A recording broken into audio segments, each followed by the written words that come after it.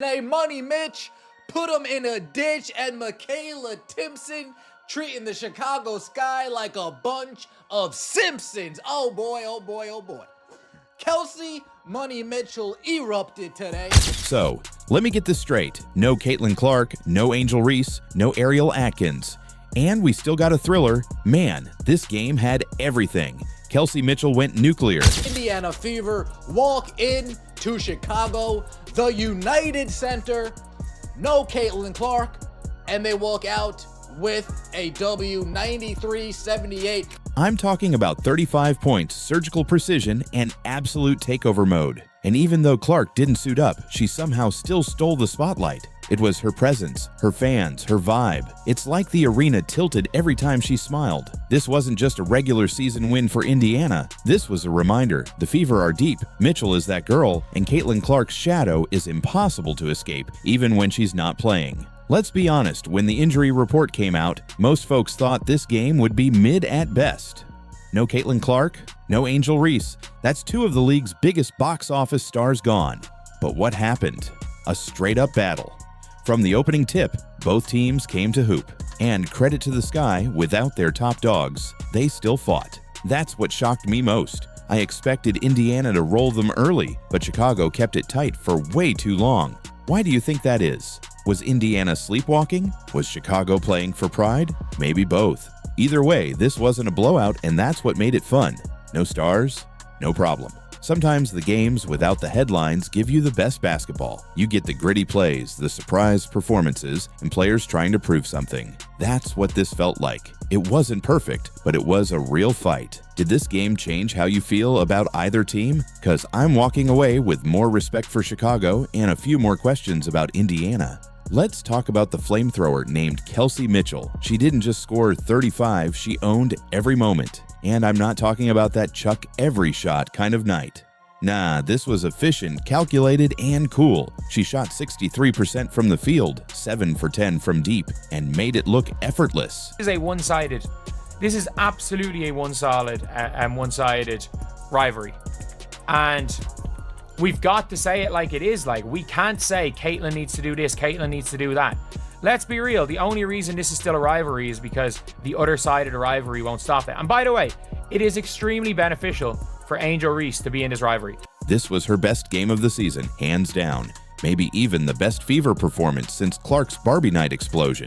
But here's the real takeaway. Mitchell didn't force it. She played in rhythm. She played smart. She moved off the ball. She hit tough shots, yes, but they were good shots. That's the difference. She even dropped 6 assists. And if Clark had been on the floor with her, I think Kelsey might have hit 40. For real. Her decisions were sharp. It wasn't just about scoring. It was about setting the tone. And she did exactly that. So now I gotta ask, is this version of Kelsey Mitchell the one we'll see more often? Or was this just a one-night heat check? Because if she keeps this up, she's not just an all-star, she's all WNBA, easy. And hey, shout out to the Sky defense. Or lack of it. I'm still not sure they ever figured out how to guard her. Okay, I never thought I'd say this, but the Sky kind of impressed me. Yeah, I know they lost by 15, but if you watch the game, you know that score doesn't tell the whole story. This was the most heart I've seen from them in weeks, maybe months.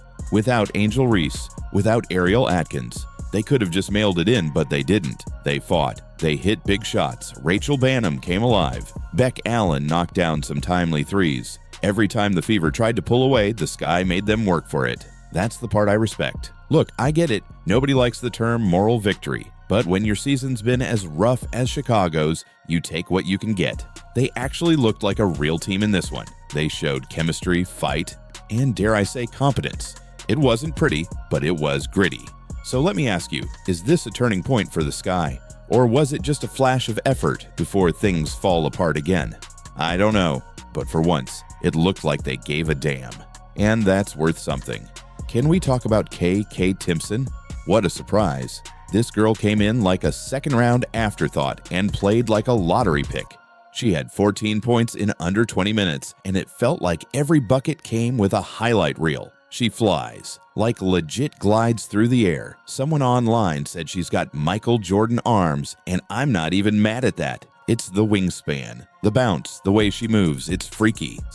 And she's not just flash. She's raw, yeah, but she gets buckets, and she defends like her life depends on it. The Fever even ran a lob play for her. When's the last time you saw that for a rookie forward? What stood out most to me was her energy. She made Cardoso look average in the second half. She filled gaps, got deflections, and just brought chaos the good kind. If Indiana develops her the right way, we might be looking at an all-star in a couple years, no joke. Now, I hate to be negative, but we gotta keep it real. Natasha Howard completely checked out. 0 points, 0 rebounds. It looked like she didn't even want to be on the court. And that's wild because when she's locked in, she's one of the most versatile forwards in the league. But in this game, ghost mode. And then there's Ari McDonald. Box score says 10 points, but the eye test says otherwise. She was messy. Live ball turnovers, bad decisions, no control of the tempo. Every time Indiana started to build momentum, Ari would kill it with a rushed shot or a bad pass. This was a game where veterans needed to steady the ship. Instead, they made it shakier. Now I get it, everyone has off nights. But Howard's effort was just non-existent. That's the part I can't ignore. What's up with that? Is it the matchup? Was she mentally out of it? Should Stephanie White be calling players out publicly after this kind of performance? Let me know what you think, because this wasn't just bad game stuff, it was concerning. While some vets disappeared, Lexi Hull and Chloe Bibby were out here earning every minute. Let's start with Lexi. Her shot wasn't falling perfectly, but the hustle? Next level. She's one of those players you always want on the court during scrappy stretches. She dives for loose balls, closes out hard, and her energy just lifts the team. And then there's Chloe Bibby Red Kryptonite. This was her debut for the Fever, and she looked like she'd been in the rotation all season. She dropped 8 points in under 11 minutes and even outscored Natasha Howard. Think about that. Bibby's confidence was wild. She shot it like she belonged. And honestly, she does. When you get contributions from players like Hull and Bibby, it changes the game. It's not always about stars. It's about timing, toughness, and who's willing to fight. You watching this Fever team and not seeing depth, you're not looking hard enough. Let me ask, if you're Stephanie White, do you give Bibby more minutes moving forward? Because I'd ride the hot hand and let these dogs eat. All right, let's talk about coaching for a second. This was a 15-point win that felt way closer than it should have. There were moments, especially late in the third and early fourth, where it looked like Chicago might steal it. Why? Because Indiana kept letting them hang around. And I gotta be honest, I'm starting to question some of Stephanie White's decisions. You've got Kelsey Mitchell going off, cooking the sky for 30-plus points, and you pull her out when the game's still not locked up? Why? Then there's the substitution patterns. Howard clearly didn't want to be there, but still got 12 minutes. Meanwhile, Bibby's hot and gets less than 11? Make it make sense. This team has talent. They should be dominating shorthanded squads like Chicago. But instead, they're dragging out games and relying on 1 or 2 players to bail them out. So, here's the question. Is this just a coach being cautious, or is Stephanie White holding this team back?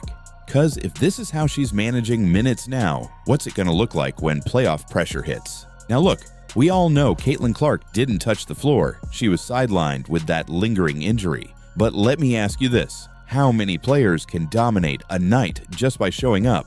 Because that's exactly what Clark did. Before the game even started, she was out there signing autographs for 20-plus minutes. She made her way across 2/3 of the arena. I'm talking to hundreds of fans, all wearing her jersey, just hoping to see her in person. It was like watching the Beatles arrive. Every smile, every interaction, it lit up the building. You could feel the energy shift just because she was in the room. And here's the kicker. This was supposed to be Angel Reese's home turf, but it felt like Caitlin's city. No hate, just facts. This is what separates her.